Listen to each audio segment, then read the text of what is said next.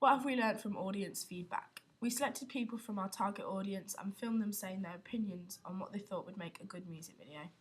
We asked them to include what conventions they preferred and what they'd like to see in our music video.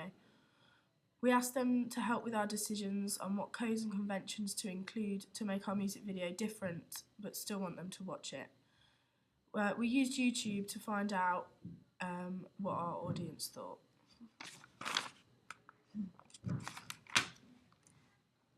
Narrative storylines in the music video can help the audience to relate to the song or artist and give a visual on the lyrics, helping them to connect to the song and feel a part of it. Popular to the pop genre, particularly with love songs, as the lyrics are made to make you feel like you've gone through the same, again feeling closer to the artist, having gone through the same thing, in this case, a breakup. People preferred the artist singing to the camera as it showed them emotion and they could connect more with the artist. It made them connect with the song more and it matched the genre, as pop music, they usually do sing to the camera. We also found that flashbacks make you feel like you have an insight to the artist's life, which makes you feel empathy and makes you feel more involved with the video and the emotions, and it will make the video more popular. Using imagery, like the filming and the scene, makes the artist looks more situated in real life. In this case, we use like a bedroom, which is where all our audience would obviously be. It made it more accessible to the viewer. Using props in the video made it more realistic, such as things the audience would have. We were suggested by several people when we were asking for feedback that using a laptop showing the artist on Twitter or Facebook will make them feel more connected to the artist. This is down to fans already following the artist on these social networking sites and knowing that she actually uses it. Possibly seeing their tweets and comments shows that she takes time out to interact with her fans, demonstrating integrity, makes her sought after as an idolised pop star.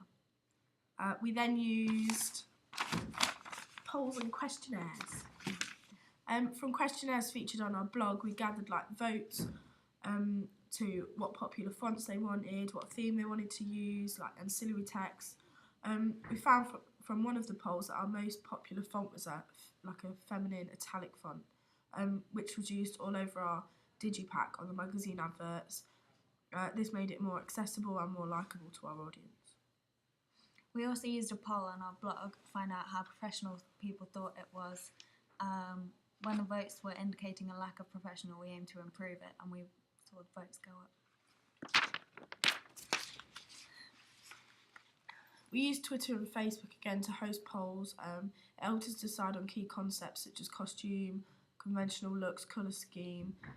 We found that pink was a popular choice, as our audience was girls, and we couldn't really find an artist that already had this colour linked to them. We used Twitter, a Twitter page, to publicise and post updates on our progress. We got feedback from followers finding improvements in the best parts of our blog, which was the Voki and Prezi presentations, as it allowed interaction from the viewers and was more interesting than just reading off a Word document.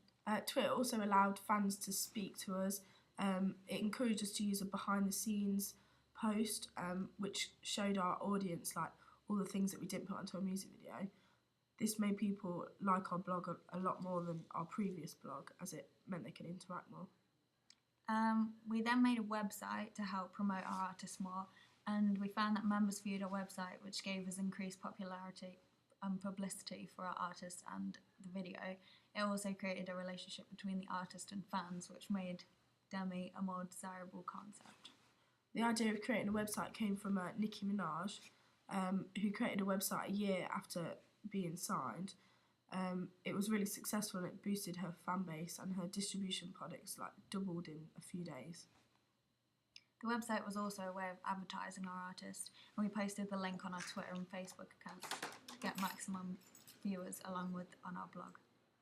Are you doing it now? Yeah. Sorry. The website also involved a picture gallery and tour dates, which meant we could sell merchandise on store, and it kept our fans up to date and in touch with our artist. From the comments on Blogger, we had a view counter which allowed us to see how many people were looking at the blog, and it increased when we adapted our conventions to those suggested from our audience feedback in the comments on the blog, showing that we were now popular and had desirable conventions for our audience. Being able to comment on each of our posts meant that we were kept up to date with any improvements or changes related to what our audience wanted. We changed quite a few things throughout our coursework that involved what our audience wanted to see. This involved the text and the backdrop for our picture in our digipack. And that's how we learnt from our feedback. Bye.